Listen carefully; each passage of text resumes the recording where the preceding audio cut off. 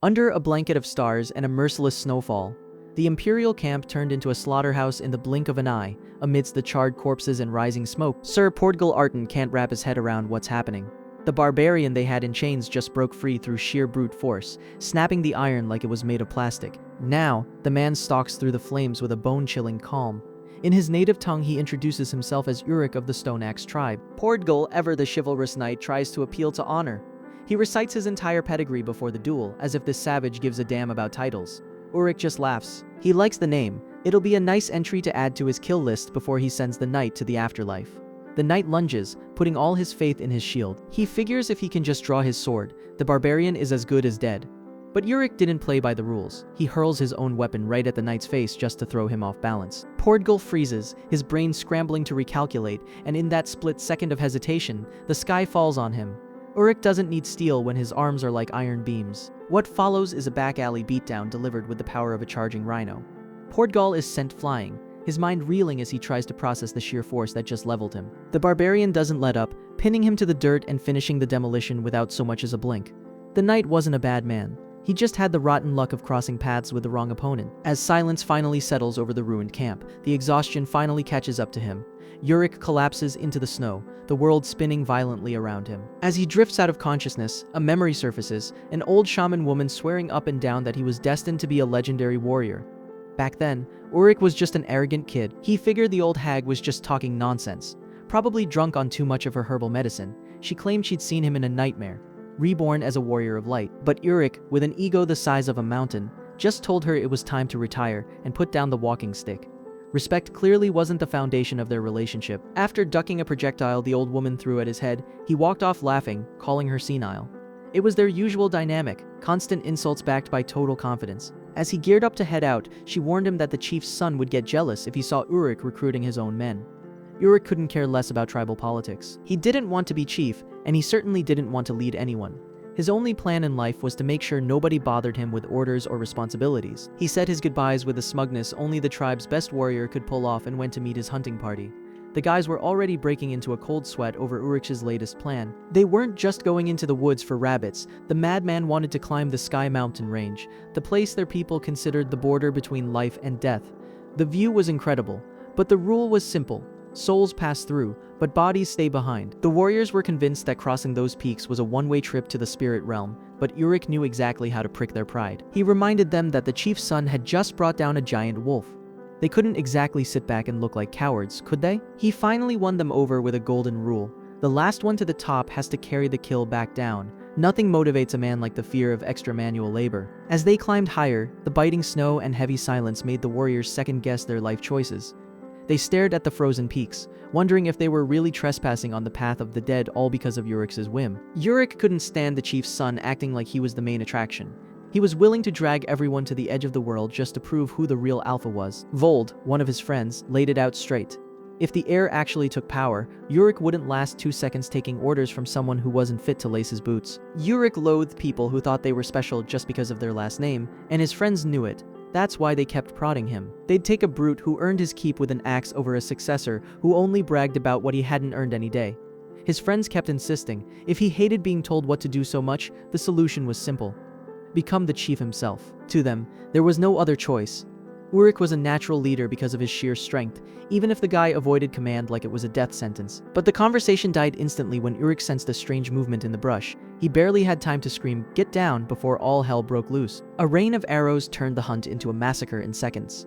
The barbarians began to fall one by one, completely exposed to the surprise attack. Urich managed to snatch an arrow out of the air that nearly turned him into a pincervant and stared at the tip. It wasn't a crude piece of carved stone. It was pure metal, shining, polished, and crafted with a precision he'd never seen in his life. That's when he realized they weren't fighting some rival tribe. Looking up, he saw a knight clad in steel, signaling his men with terrifying composure. Civilization had found them, and they hadn't come to talk. Arrows rained down like a storm, and there's nowhere left to hide.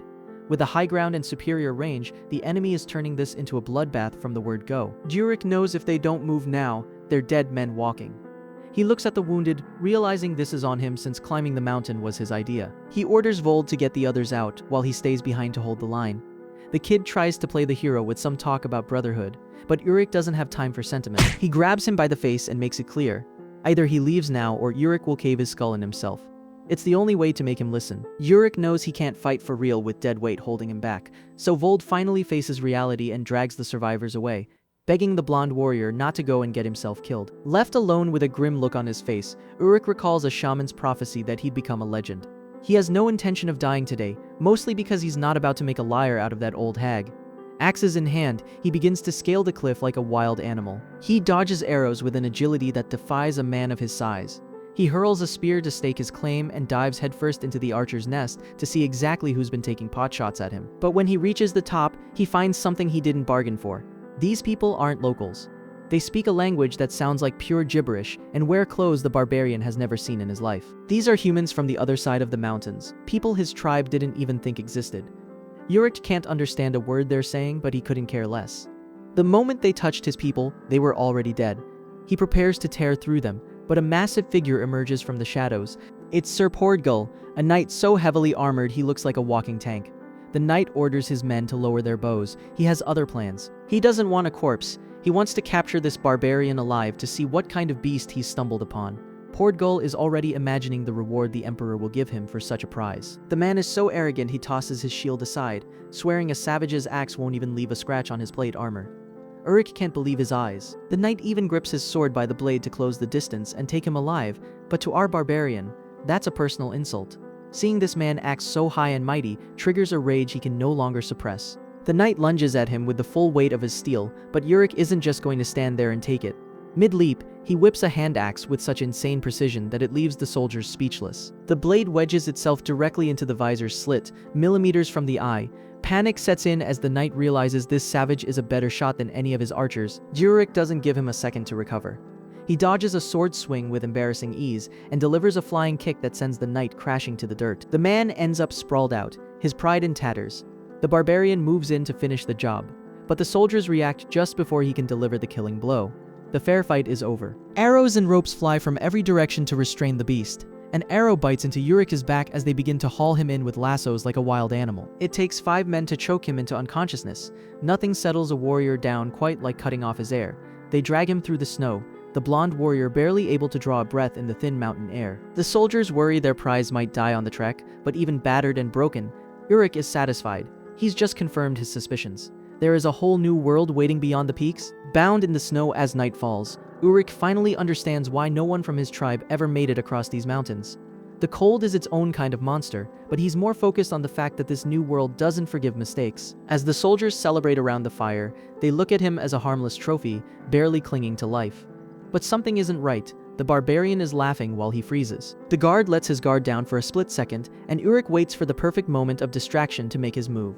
Suddenly, the ropes snap and the camp descends into chaos. The trophy has turned back into a predator, and he was just waiting for his turn. Before he slaughters them, Urich has the courtesy to introduce himself, so they'll know in hell that they were ended by a stone axe. With a defiant glare, he lets them know the party is officially over. The barbarian cut loose, leaving the camp looking like a canvas of blood splattered across the snow. Urich didn't leave a single witness behind to go running their mouth. As he catches his breath, he stares at the mountains, knowing there's no turning back now. He's left his home behind to dive headfirst into a world he doesn't understand in the slightest. In a nearby forest, some poor bastard is running like he's seen a ghost, only to end up tripping over his own incompetence. His captors catch up in an instant. Their leader has a hair-trigger temper and is already calling for a knife so he can have some fun taking the kid's fingers off. The boy begging for his life thinks his savior has arrived, though Urich couldn't care less about someone else's drama. Urich appears out of nowhere, and it's blindingly obvious he's not someone you want to cross paths with. But to these lowlifes, he's just another lost foreigner. The leader, suffering from a terminal case of overconfidence, insults him as if he actually stood a chance of surviving the conversation. The barbarian responds in a language that sounds like stones grinding together, and since they can't understand a word, they figure he's just some peasant who's wandered way off the map. The boss gets right in his face to threaten him, asking if he really wants to die this far from home. The guy certainly has a way with words. He managed to convince Urich to kill him in record time. With just enough patience to let the man say his goodbyes, Urich snaps his neck with a move so fast you could barely see it.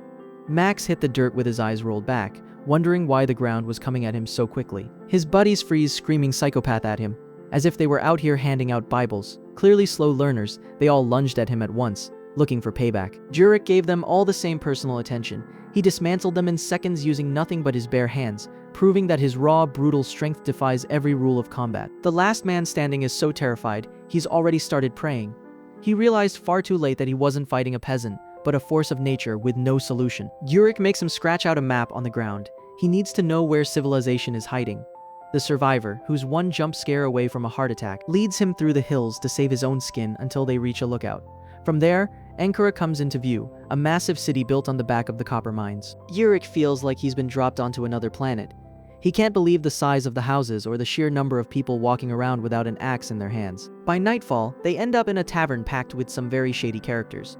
The guide tries to make small talk, but Urich is a man of few words, and nobody can make heads or tails of the giant's language. The local drunks have already pegged him as a northern barbarian, mocking the fact that compared to the locals, this guy is built like a two-story building. Urich just listens and tries to keep a low profile. He knows that if they find out he crossed the mountains, things are going to get complicated fast. Suddenly, he sees the guide pull out some metal discs to pay for the ale. Back in his tribe, they traded in leather and dried meat, so seeing a little circle of metal buy food has his brain stalling out. To a man who grew up swapping wolf pelts, the idea of trading shiny bits for booze sounds like straight-up black magic. But what really blows his mind is the hardware. He spots a man with a steel axe and almost weeps with joy at the sight of it. The technology here is light years ahead. The steel shines so bright, he'd almost feel bad staining it with blood. He needs an axe like that right now, and he asks the guide how he can get his hands on one. The guide, who has more tricks up his sleeve than a carnival magician and teeth that gave up on life decades ago, realizes he's sitting on a literal gold mine. Urich is a war machine without a cent to his name, the perfect candidate to start turning a profit with his fists.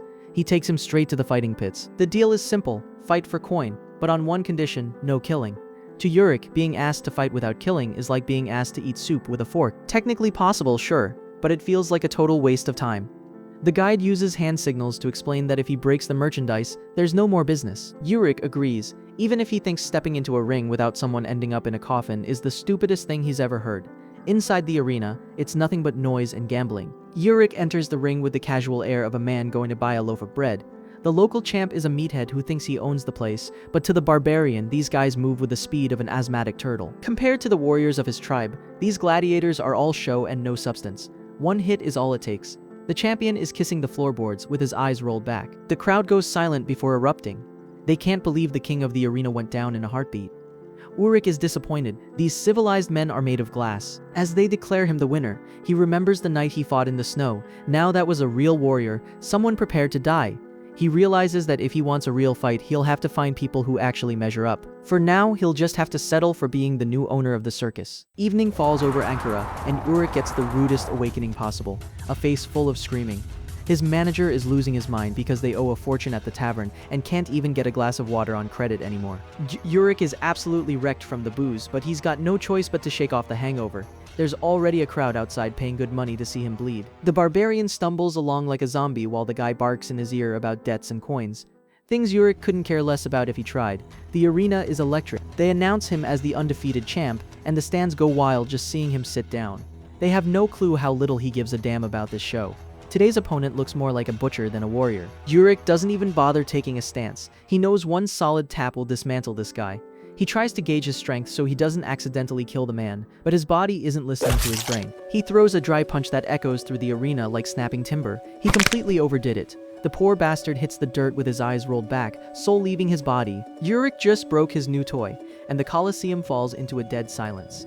His manager has a total meltdown. Killing the competition is bad for business. The arena owner doesn't waste any time either, kicking them both out onto the street right then and there. Back in his room, the barbarian feels like trash. He's frustrated that he can't even control a basic strike anymore, wondering if leaving the mountains just to be the city's official drunk was a mistake. He pulls out the sword he took from the red-haired knight. Staring at the steel, he remembers what it's like to really fight, when your life is actually on the line. For a warrior of his caliber, rest is for when you're 6 feet under. Urich knows it well, and the weight of the blade reminds him who he truly is. He's not the pathetic drunk these civilized people are trying to turn him into. But his manager, Old Metal Teeth, already has another scheme lined up. He knows the barbarian is his personal ATM. He parades him through Ankara, swearing this is the big payday, until they end up at a building that reeks of sweat and shady dealings. It's a private auction.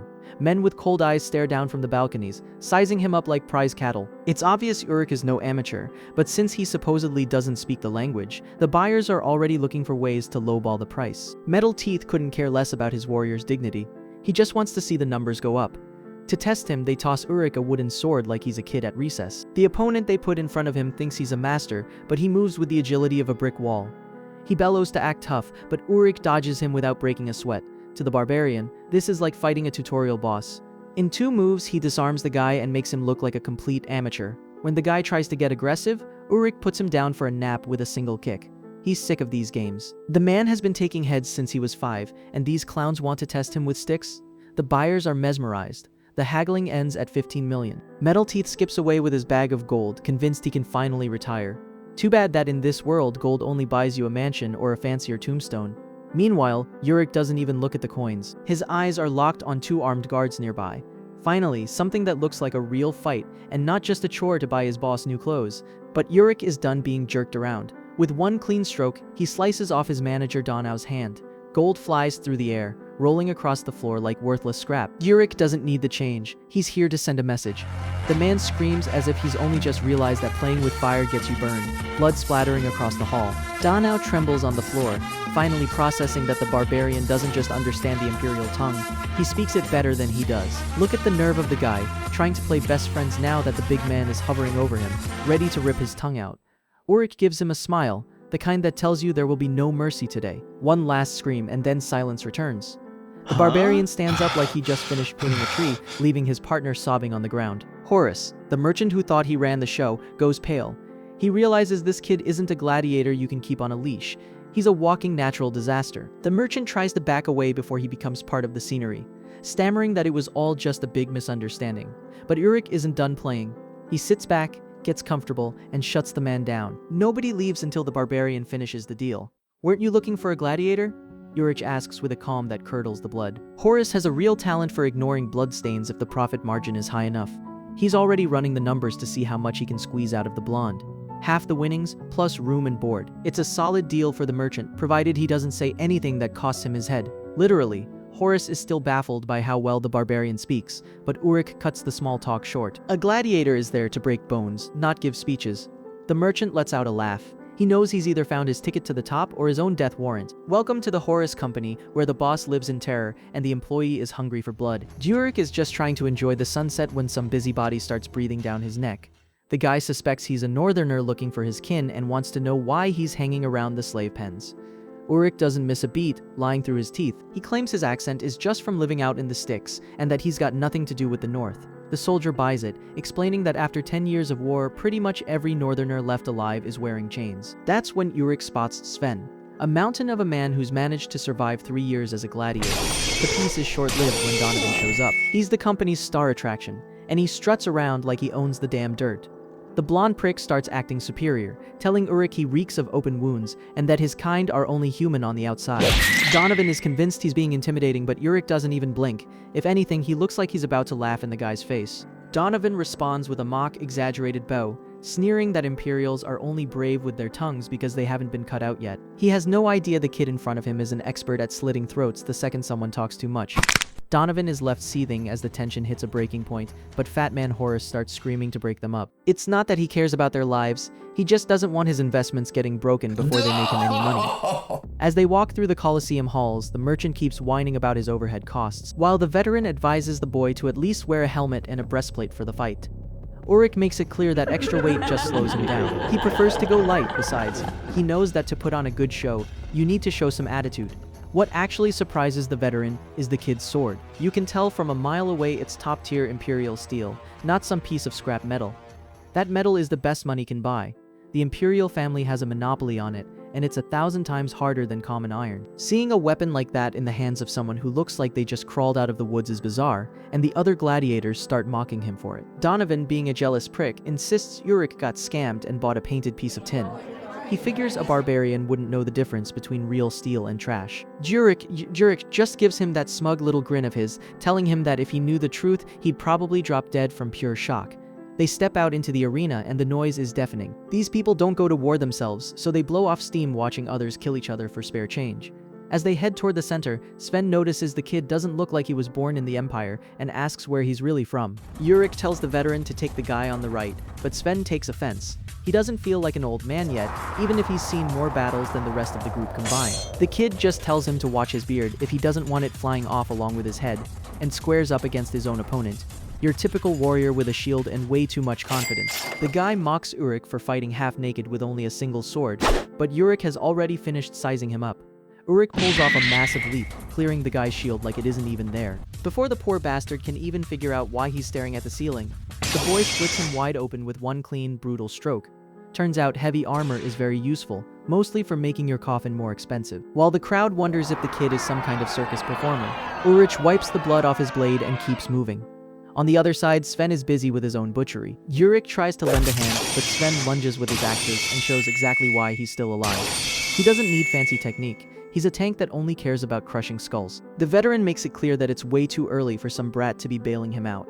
He finishes his fight in a heartbeat. Once the show is over, he tells Urich that he's about the age his son would have been if he were still alive. The kid stands there processing that while the old man walks away, thinking that for today at least he dodged the grave. Urich can't wrap his head around why someone that tough would live as a slave, but he doesn't have time to get philosophical because the whole arena is erupting, screaming his name. The kid asked for a 2-on-1 and absolutely wiped the floor with him, becoming the crowd's shiny new toy. Horace is already doing the math in his head. He knows he's sitting on a gold mine and he has no intention of letting go. After the matches, the gladiators head out for drinks to take the edge off the adrenaline. The conversation turns to Sven, the giant who'd rather be a slave than a free man. The guy is loyal to a fault. Horace pulled him out of the sea half dead, and for a northern warrior, you pay that debt by staying under his command. Bachman, the only one who seems interested in chatting without starting a fight, asks Urich about the Hill of Swords. It's that warrior's paradise where you spend eternity eating, drinking, and hacking at each other. Never-ending feast where the only rule is you have to die fighting? If you die of old age or the flu, you're a failure and you're barred from the party. Urich listens intently. He remembers what the elders of his tribe said about the afterlife, but now that he's out in the world, he realizes there is no land of souls, just people living their lives. That's when the doubt creeps in. What's going to happen to his soul when he dies? Just your average existential crisis over a beer. Bachman shows him an amulet of Ru, the sun god, where supposedly everyone returns to be reborn. It's the official religion, but the kid's logic is bulletproof. He believes in the entire sky, and since the sun is just one small part of that, his belief is automatically bigger. You can't really argue with that. Bachman bursts out laughing. He's starting to like this savage. He finally introduces himself.